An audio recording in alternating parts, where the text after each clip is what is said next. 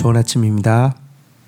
욥기 14장 1절에서 22절 말씀 보도록 하겠습니다. 1절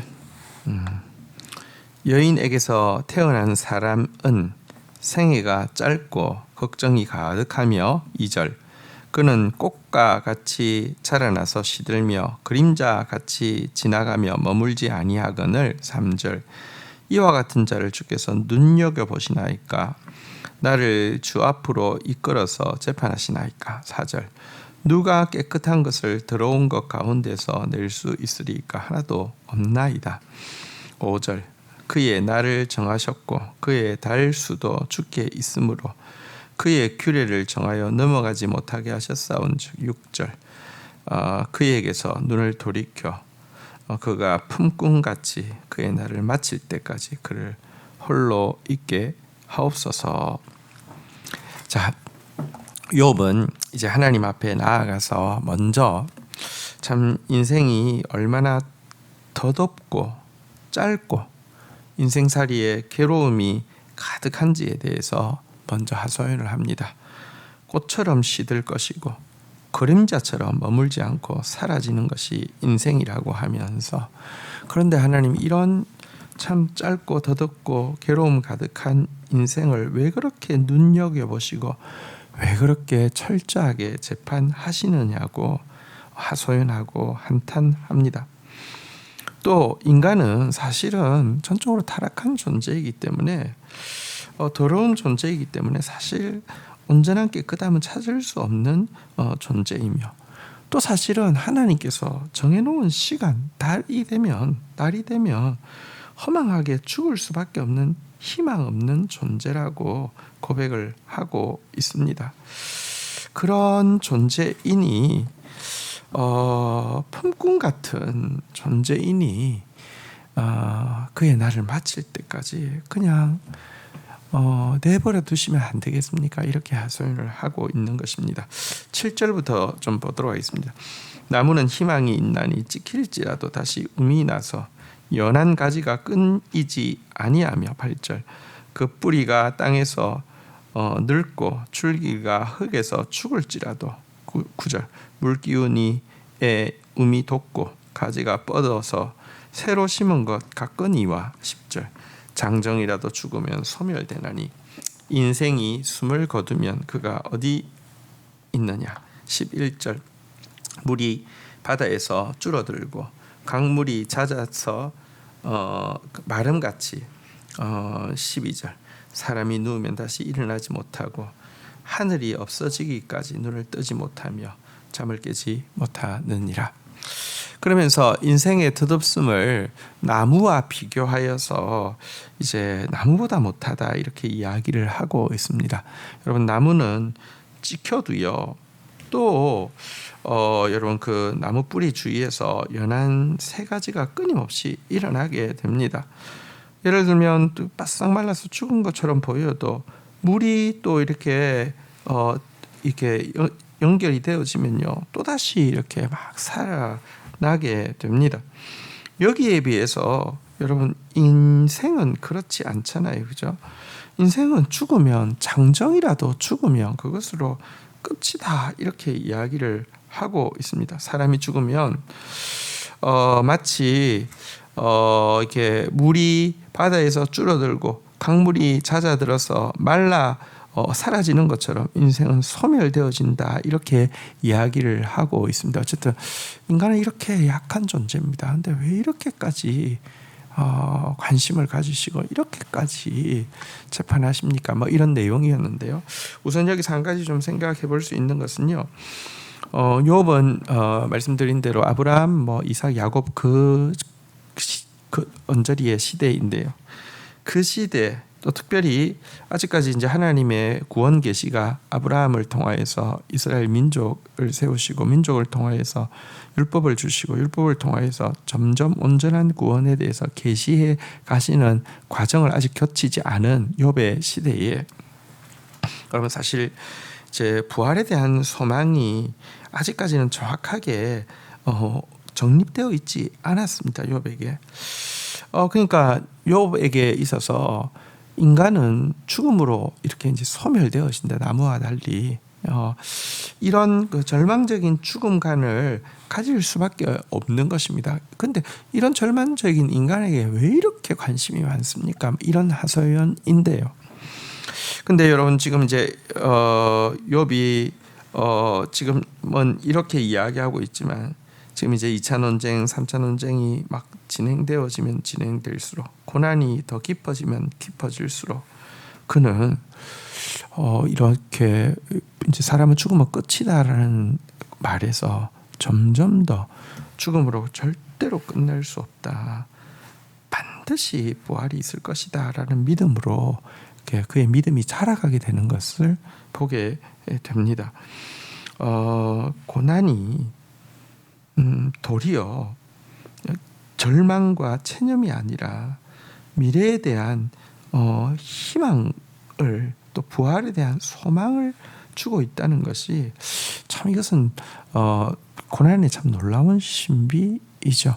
어쨌든 지금은 죽음에 대해서 인간의 죽음에 대해서 절망적인 고백을 했다고 하면 이제 이후에 이어지는 과정들을 우리가 보면서 좀 진짜 환난은 소망을 또 인내를 이렇게 준다는 사실을, 소망을 이룬다는 사실을 우리는 확인하게 됩니다.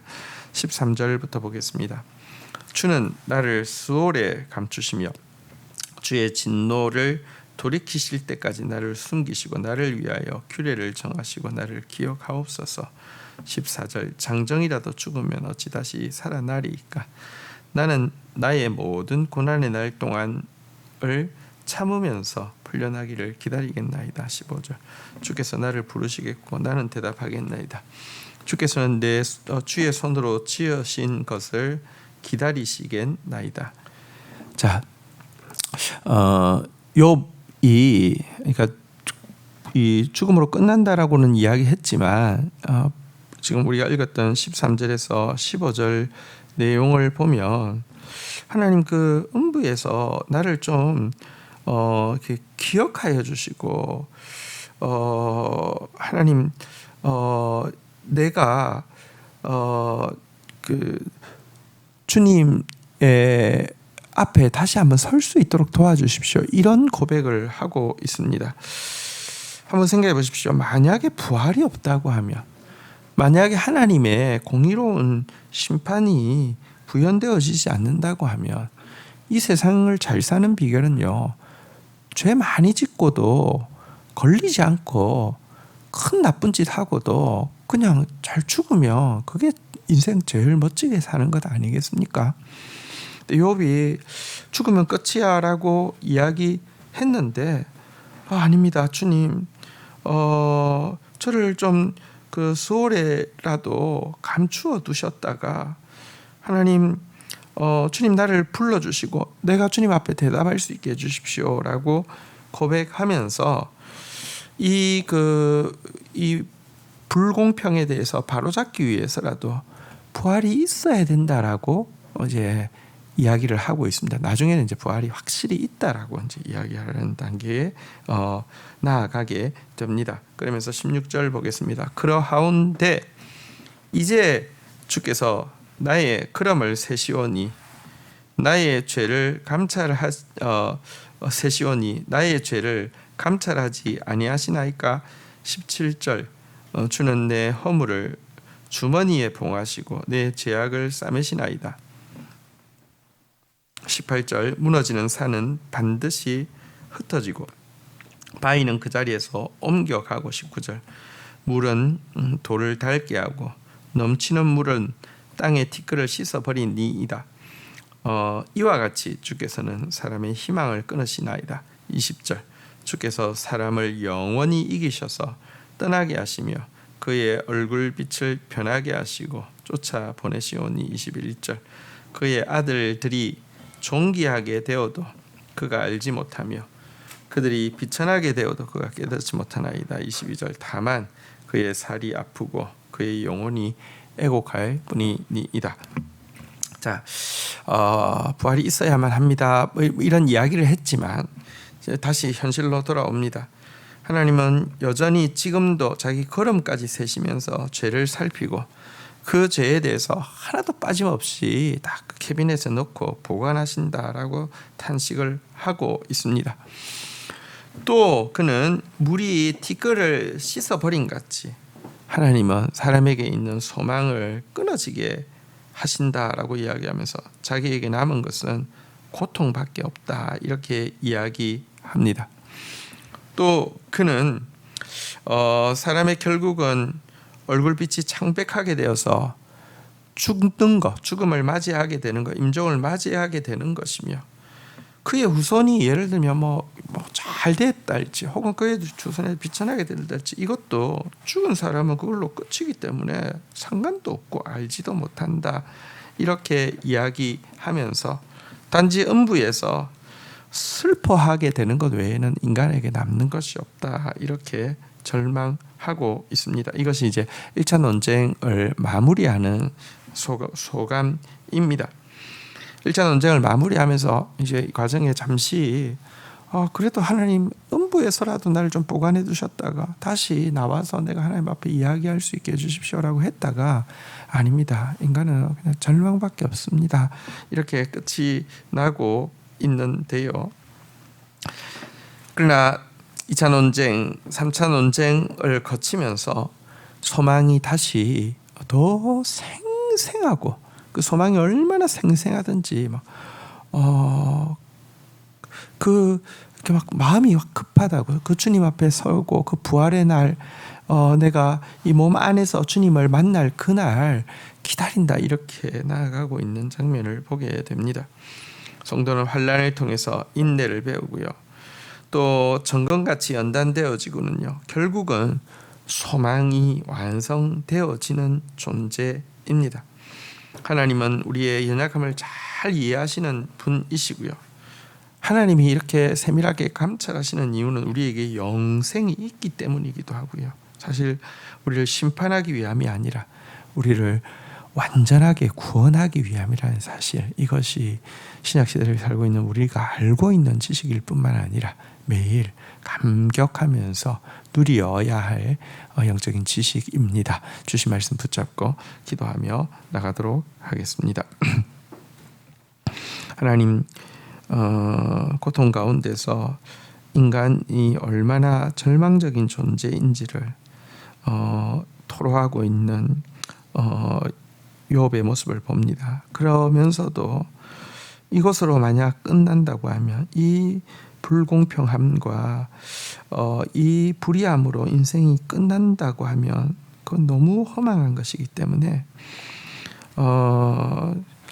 하나님 앞에 죽음 이후에라도 무언가가 있기를 바라지만 아직 구약적인 한계 때문에 결국 아무것도 없다라고, 그래서 소망이 없다라고 탄식함으로 그의 1차 논쟁을 마치는 모습을 보게 됩니다. 그러나 주님, 이 엄청난 고통을 통하여서 인내가 자라게 되고 인내를 통하여서 정금같이 연단되어지고 정금같이 연단되어진 이후에 정말 소망으로 불타서 부활의 그날을 기대하며 대속자이신 주님 앞에 서게 되는 순간을 사모하는 모습으로 자라가는 모습을 보면서 인간이 절대 허망한 존재가 아니라는 사실과 하나님이 우리를 이렇게 감찰하시는 이유는 심판하기 위함이 아니라 자녀처럼 소중히 여기시며 자녀처럼 온전히 구원하기 위함이라는 사실도 또 배우게 됩니다. 하나님, 우리에게는 소망이 있습니다. 오늘도 우리에게 일어나는 모든 일들 가운데 하나님은 우리를 사랑하시기 때문에 이 일들을 행하실 뿐 아니라 우리의 연약함을 가장 잘 아시면서 실수함 없이 이 일을 행하고 계실진데 환난 가운데 인내 가운데 연단 가운데 소망을 이루는 이 여정을 그칠 때까지 주님을 신뢰하며 주님을 쫓아가는 자들 되어질 수 있도록 은혜를 베풀어 주옵소서. 예수 그리스도의 이름으로 기도 올립니다. 아멘.